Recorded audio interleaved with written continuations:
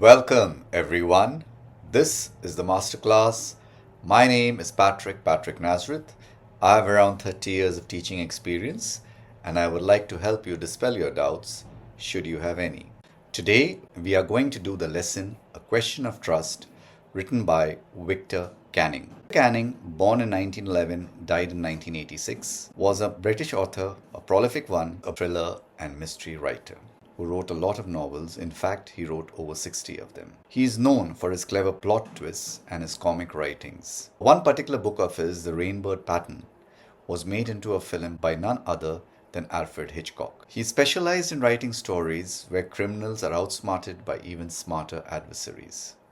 Why did he write like this? To emphasize that crime doesn't pay. Have you ever had someone take advantage of your trust and then later found out that you made a mistake to trust that particular person?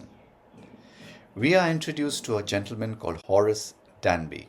Mr. Danby was 50 years old, unmarried, who lived in a small house where he was looked after by his housekeeper.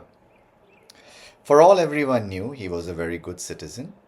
He was dependable, a happy person. He had only one problem. He suffered from hay fever. Hay fever is when you get allergies due to the pollen that floats around in the summer. 15 years ago, Horace had made a mistake. He had served a prison sentence. Now, why had he done that? He had done time for stealing. Horace was a locksmith. He made locks for a living and he was very successful at it. In fact, he had hired 2 helpers to help him. Horace had one love. He loved to collect rare and expensive books. But where was he to find the money for it? He set out to steal that money. So each year, he stole just enough to last him the entire year. And he bought books with the money that he made from his career as a criminal. That evening, we see him at a place called Shotover Grange. He has already looked over it carefully. He waits for everyone to leave the house. He knows that the family is out to the movies. The 2 servants have left. Horace Danby is a careful, methodical man. He notices the place where the housekeeper has hung up the keys, puts on gloves because he doesn't want to leave fingerprints anywhere, takes the keys, opens the door, and gets into the house. Who is inside? A dog. The dog's name is Sherry. He just greets it, talks to it by name, in fact, and then simply walks in. Unfortunately for him, there's a vase of flowers on the table, and this brings out his hay fever. He sneezes, and then he tries to compose himself. He sneezes.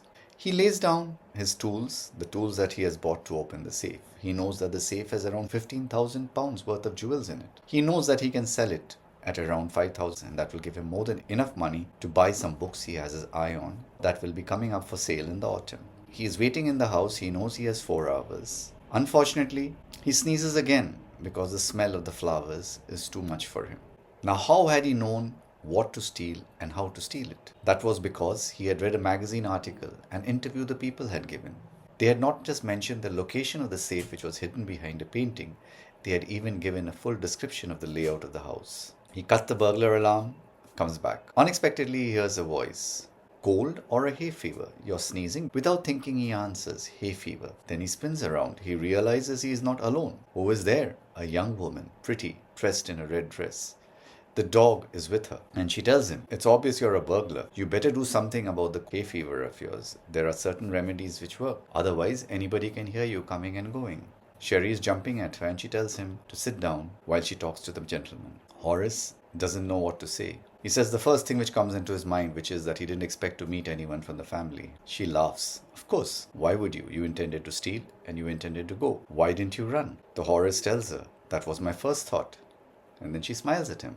Of course, I would have telephoned the police and would have told them about you, and I'm sure they would have caught you. Horace then tries to threaten her gently. She asks him, would you really hit me and leave me unconscious while you make your escape? He said, no, I'm only trying to frighten you. And then he requests her, wouldn't you forgive me, let me go? And she turns on him. She's angry at him. Why would I let you go? If I stop you robbing me, you will just go and rob somebody else. And Horace tries to explain to her that, listen, I am not threatening people. I am not hurting people. I only steal from people who have more, who are rich, and believe me, I hate the thought of prison. She laughed. She found it funny. And then he continued, thinking that he had reached out to her. He said, look, let me go. I promise you, I will not do any robbery again. I really mean it from the bottom of my heart. She looked at him and she asked him, you're really frightened of going to prison, aren't you? And he said, yes, I am. She picked up a box of cigarettes from the table. silver box. She took one and put it to her lips. Being a gentleman of sorts and eager to please her, he removed his gloves, took out a cigarette lighter and lit it up for her. He was hopeful and he asked her again, "You'll let me go, won't you?" She said, "Yes, of course I will. But you have to do one favor for me." He said, "What? Anything." What is it that she wanted him to do? She asked him, "Would you please open the safe for me?" She informed him that her husband had told her to take the jewels from the safe and put it into the bank for safekeeping. However, she had forgotten. Today was a party and she wanted to wear it to the party. So she had come to fetch them. Horace broke in. He realized what had happened. "You forgot the combination, didn't you?" he asked her. She nodded. He told her, "Not a problem. I'll open the safe within an hour." "But I will break it." She told him, "Don't worry. My husband won't be back for a month. By the time he gets back, the safe will be mended and he will not be the wiser." Horace takes about an hour, breaks into the safe, removes the jewels, hands them to the lady, and they part on good terms. For 2 days, Horace keeps his promise to the lady. Remember, he had told her that he would not rob another house again. But on the 3rd day, he begins to think of those books. And he realizes he wants those books more than anything. So, he will have to look for another safe, another place to rob. But before he got a chance to plan properly, a policeman came over and arrested him for the jewel robbery at Shotover Grange. He protested. "The lady of the house herself had asked me to open the safe." But it turned out the actual lady of the house was a grey-haired 60-year-old lady, and she looked nothing like the lady in red for whom he had opened the safe. He was caught fairly. His fingerprints were all over the safe. He was convicted and sent to prison. There he serves as the assistant librarian. But he never forgets the lady who put him there. And if anybody talks to him about the term honor among thieves, he gets very, very angry, because he knows through bitter experience that there is no one as dishonest as a thief, because the lady was obviously in the same profession as he was. Who are the characters in the story then? Horace Danby, a 50-year-old locksmith. He loves rare books, and the way to get money for him is by stealing. He steals from one house a year. He suffers from hay fever. He's slightly gullible. He's currently in prison as the assistant librarian.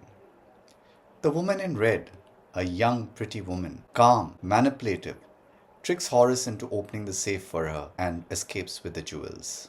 The real wife and the actual owner of Shotover Grange, a 65-year-old, sharp-tongued person who instantly denies Horace's story. Sherry, the friendly dog in the house, who is befriended by both Horace and by the lady in red. The setting for this particular story then? It is summer, present day in the prison, and in a flashback we are told the story. The places that are covered? Shotover Grange, a country house. Horace's small house, where he lives and is looked after by his housekeeper. What are the literary devices that are used in this lesson? Irony. The first is situational. A thief is robbed by another thief.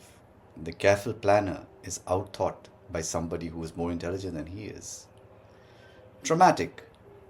We suspect that the woman isn't who she claims before Horace does. The title itself is ironic. A question of trust. There is actually no honor among thieves.